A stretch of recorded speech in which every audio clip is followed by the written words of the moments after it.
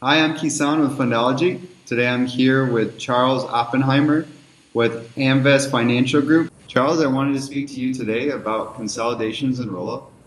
You spent 38 years in the industry, and I wanted to learn about where it started and your experiences. The company started because nobody did acquisition searches in 1976. So that's if it wasn't for if somebody else had done acquisition searches, we would have not been here today probably. I had sold a company and that I had started, and I wanted to do searches or find another company, and I had two friends that wanted to do the same thing, and so I hired a guy and told him to go find companies for us.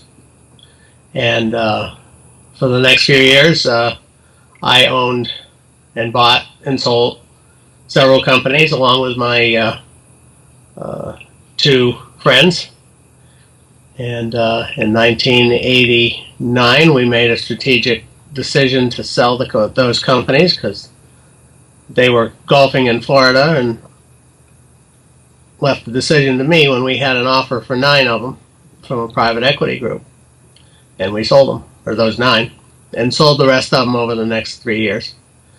The person who had run Amvest for me up until 93 retired. I took over because since we had no operating companies, I had nothing to do anymore. And over the years, we have done consolidations in a number of industries: office products, waste management, printing, commercial landscaping. We look for fragmented industries. I guess that's kind of the quick overview.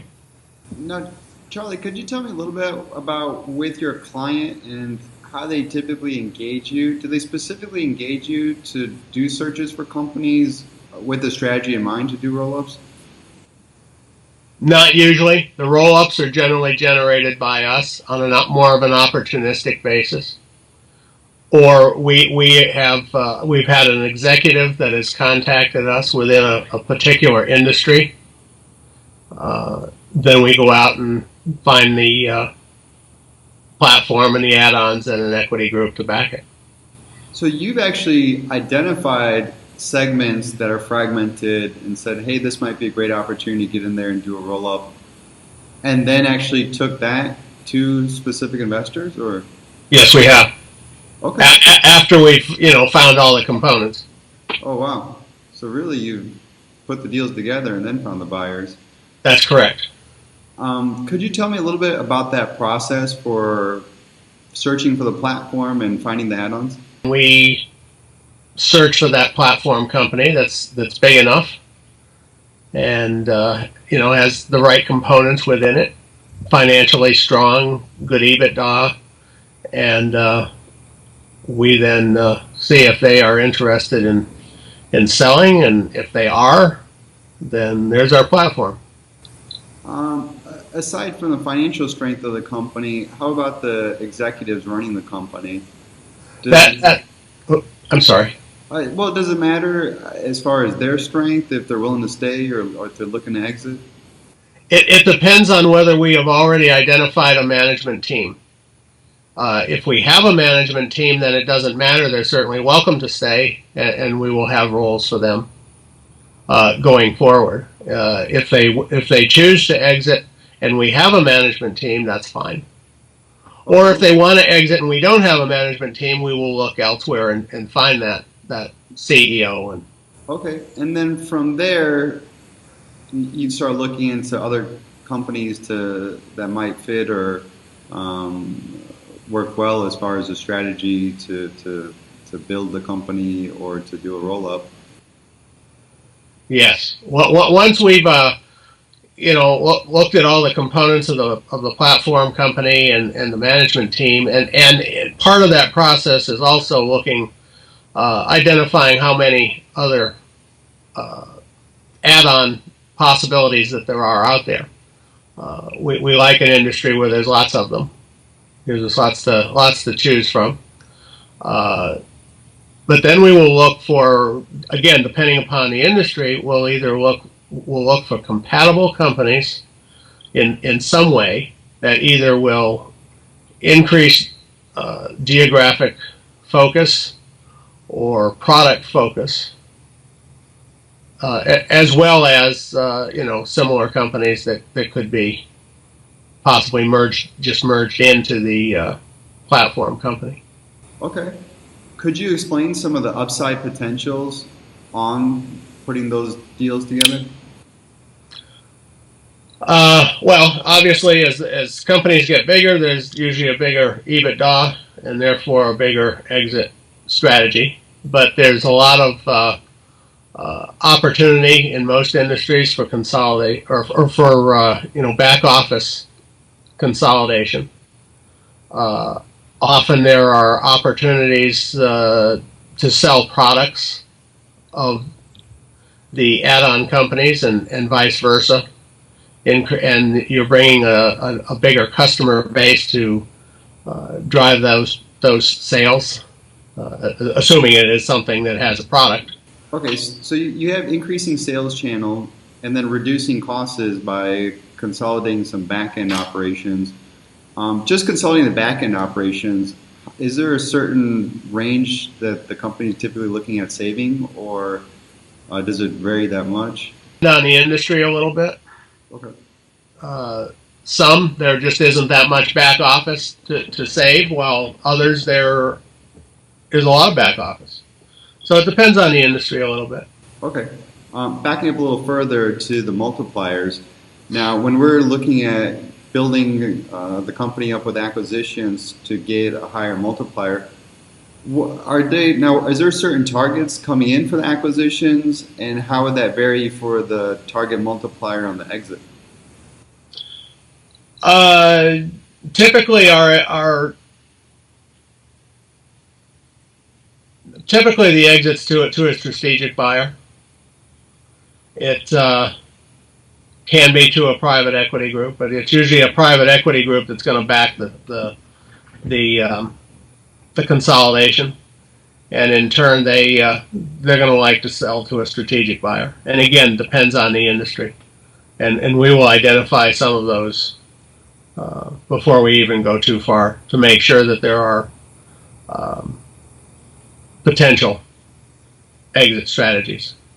Now, I know these multipliers will vary per industry, but is there a certain goal in mind where, hey, we're targeting to acquire companies in this industry for 7x, and when we know we combine those 4 or 5 of these, we're going to be well positioned to exit at 10 plus x?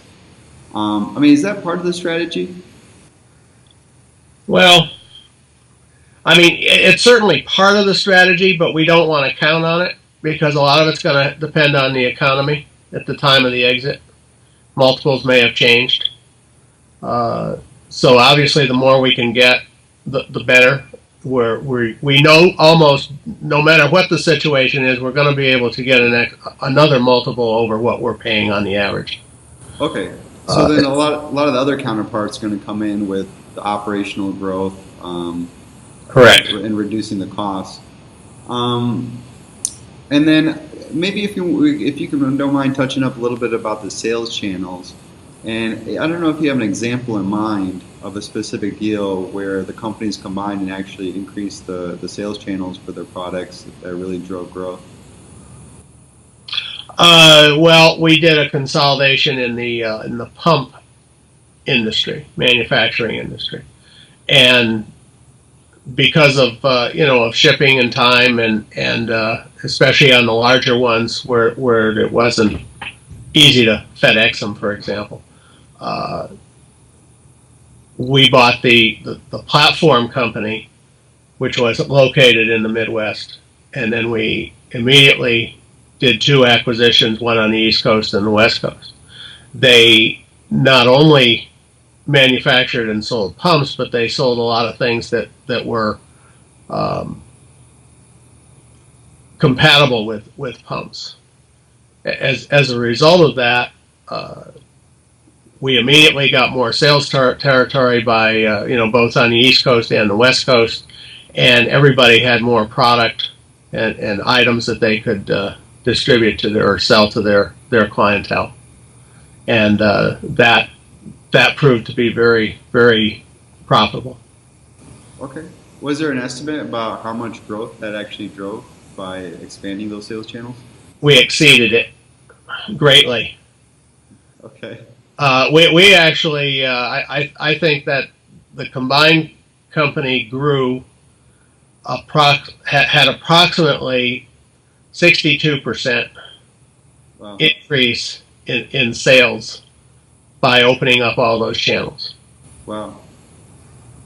Charlie, do you have an example going back to the combining back-end operation of a deal that you did where there was just a dramatic savings just because of whatever industry it might have been, where they really gained a lot just from the reduction on back-end expenses? We had one in the office products industry. I guess that gained us a lot of sales. Is that everybody or a lot of back office savings because all the companies, and we bought many companies in that particular case. So we were immediately doing away with their basically their accounting department and to an extent their purchasing department. And so everyone we bought, we probably saved almost 10% in costs associated with back office. Okay, very good. And as far as growing the multipliers, is there a specific industry you've worked with where you've seen that, a dramatic effect, where the more acquisitions and the higher the EBITDA that you're able to see definitely an increase in the multiplier? When we did the manufacturing, the pump company, we bought the average multiple that we bought for was 3.5, and it was eventually sold at 6. Okay. So it's a pretty almost a double difference. Almost double. Like I say, we don't necessarily count on that, but I mean, it was a hugely successful consolidation. Very good. Now, aside from growing the sales channel, reducing back-end expenses, and a shift in the multipliers as the company grows with these acquisitions, are there other upside potentials that you've seen? Buying can often be an upside potential. You know, volume buying can reduce your costs. Again, that depends on the on the industries. I know it kind of depends on the industry a little bit. What do you mean by volume buying? Well, if you've got if you're buying $100 million worth of things versus $10 million worth of things, you can generally get a lot more. You can get better discounts from whoever your material supplier is. Okay, I got you. So really being able to negotiate with suppliers for materials. I mean, like the office products industry, probably 95% of the companies we bought were buying from a distributor. When we put all those companies together, we probably bought 70% of our products directly from manufacturers. And as a result, we saved a lot of money. Wow.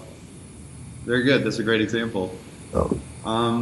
Now, I wanted to really touch base with you as well, Charlie, about risk involved with doing these kind of deals. Well, you've got to make sure you've got the right management team. I can think of one where we didn't. What happened? Guy talked a great story. But he never produced. He never did the things he said he could do, or he never even did the things he said he could do. And a year and a half later, everything was still flat.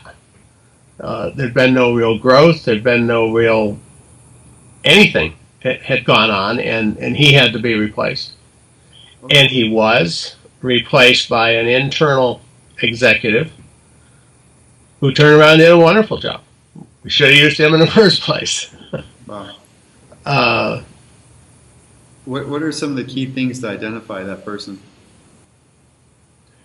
Industry knowledge, length of time and his own success record, previous success record with that company or other companies that he has been with, his philosophy for growth, how he deals and handles people, because nobody can do it by themselves. You've got to build a team.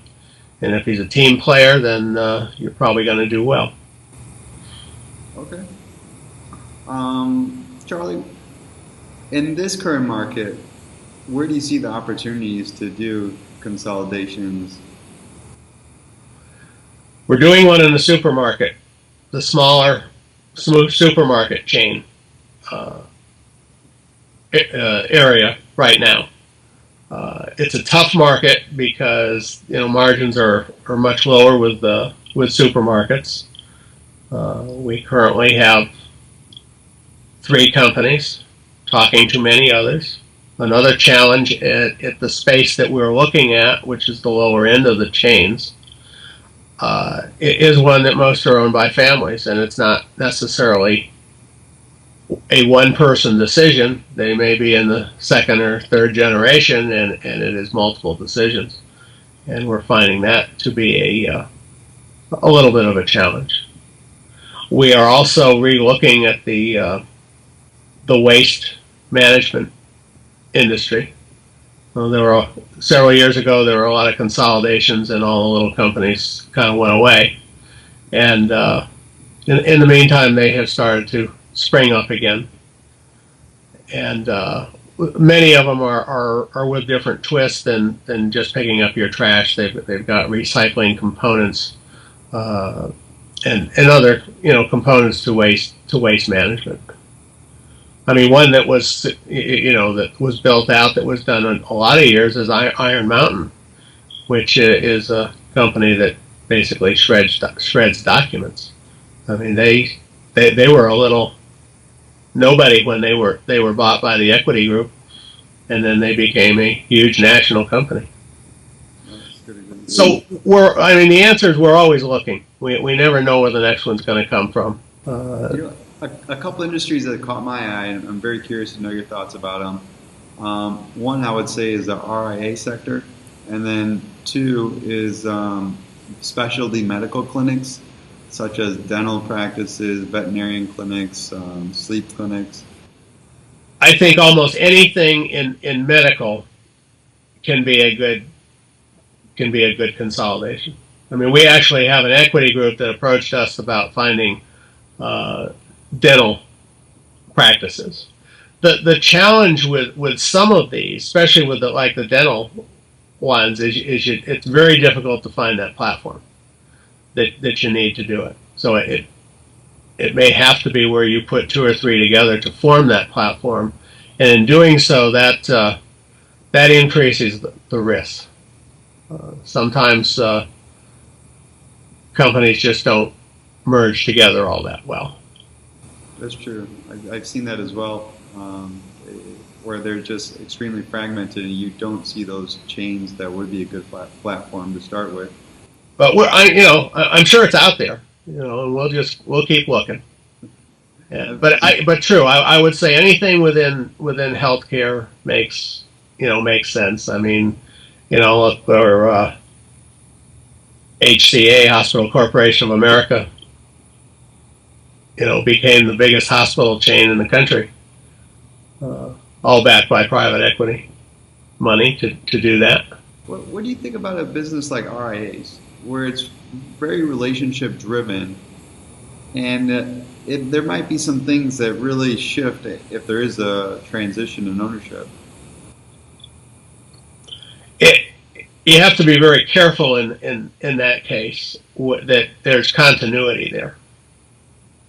It can't be where the owner is the contact for 90% of the clients.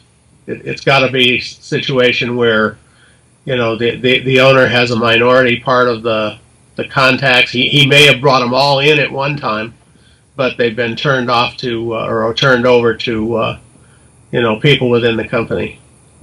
Yeah. And so you'd have to do a lot of in-depth question asking to be sure that you don't have one guy who walks out the door. I mean,